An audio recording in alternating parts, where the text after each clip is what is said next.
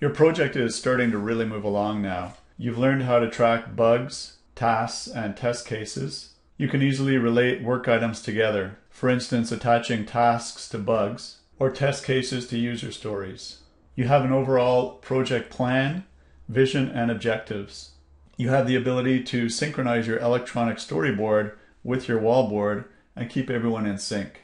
You've learned how to create an iteration plan, and you're finally able to easily allocate stories to iterations, perform what-if scenarios, ensure the team sets realistic and achievable iteration objectives, and then track progress at a glance.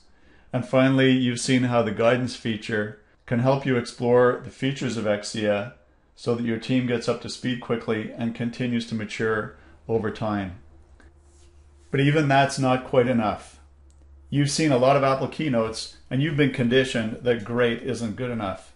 You want something really special. You want something magical. Wouldn't it be incredible if the same system could fix the part of software project management that always causes the most headache? The part that everyone starts and nobody finishes? The part that everyone says is important but nobody ever reads? You know what I'm talking about. Documentation. At Exia, we've thought about the problem of documentation for nearly 20 years. We've come to realize that people fundamentally need three conflicting ideas. First, they need to start with a blank sheet of paper and write in a way that feels like a Microsoft Word, like a word processor. Second, they need version control at the paragraph level, not the document level. And finally, they need deep integration between the documentation and the work items in their project. Welcome to something magical.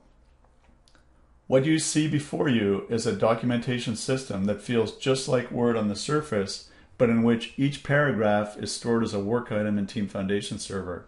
You get the ease of use of Word with the version control power of TFS and full integration with the complete project lifecycle. The features of the documentation system aren't all yet complete, but even in this form, it's extremely powerful. I'll just show you a couple of the things that you can do with it. Let's suppose we're working on the business rules layer document and want to add a new page. We just click the plus button,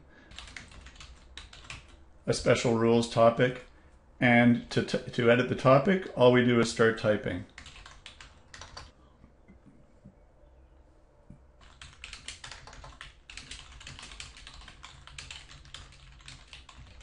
To see what's going on behind the scenes, click View, Topic and Paragraph Work Item IDs. These are the actual work item IDs associated with each paragraph in the documentation. Adding a new book to the documentation is as simple as clicking the New Book button and typing in our new book. Let's suppose, for instance, that we want to maintain release notes while we're working on individual work items. We would create a release notes document, and then when we're working on a bug, we realize that this bug affects the release notes, so we add a documentation item right in here, select the book that the document element has to go into, write whatever release note makes sense for the particular piece of work, and if we want to write more details about the release note, we can type those in as well.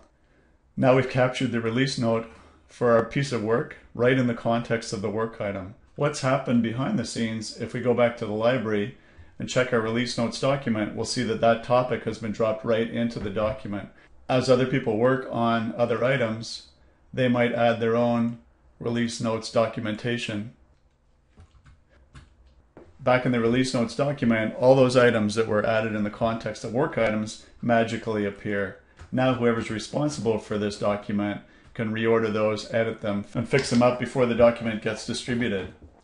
You can imagine a scenario later where, because these release note items are tied to particular work items, and because the work items are tied to particular iterations, that as we move work item from iteration to iteration, the release note document for a particular iteration would automatically be updated. Of course, we can select any document and export it to Microsoft Word. Because the documentation is version controlled at the paragraph level, you can imagine some incredible scenarios in the not too distant future. Suppose, for instance, that you've gone away for a week, you're the project manager or the team lead, and you come back and you want to review all the documentation that's changed since you left. You might just click in the top right hand corner and a drop down would appear with all the paragraph headings, and you just click through them. And as you click, it would take you instantly to the documentation area, show the paragraphs side by side with the old version and the new version, and then you can click that you've reviewed it and then move on to the next one. That would happen whether the documentation is in your project or in any other project in Team Foundation Server. That's a brief overview of how our documentation system works. We're tremendously excited about it. We think the concepts are unique and incredibly powerful, and the combination of Team Foundation Server and a Word-like GUI is going to give people incredible fluidness and the ability to create and integrate documentation into the project in a way that they never could before with any other system, and that's never been done before. So this is something we're extremely excited about.